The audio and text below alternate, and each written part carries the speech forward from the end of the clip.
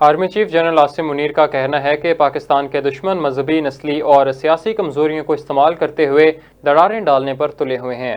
ہمیں ایک پرعزم اور مضبوط قوم کے طور پر ابھرنے کے لیے متحد اور یکجا ہونا پڑے گا۔ Army chief general Asim Munir Christmas تقریب میں شرکت کے لیے کرسچن چرچ راولپنڈی گئے، جہاں انہوں نے مسیحی برادری کے ساتھ کرسمس تقریبات میں شرکت کی۔ چرچ انتظامیہ نے آرمی چیف کا خیر مقدم کیا اور تہوار میں شرکت پر ان کا شکریہ ادا کیا۔ اس موقع پر آرمی چیف نے متحد ترقی پسند پاکستان کے لیے قائد کے حقیقی ویژن پر عمل کرنے اور معاشرے میں بین المذاہب ہم آہنگی کے فروغ پر زور دیا۔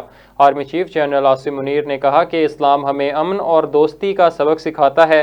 اسلام بین المذاہب ہم آہنگی کی حوصلہ افزائی کرتا ہے، جو کہ وقت کی اہم ضرورت ہے۔ درپیش چیلنجز اور مسائل سے نمٹنے کے لیے بیان بازی اور پروپیگنڈے کی نفی کرنا ہوگی۔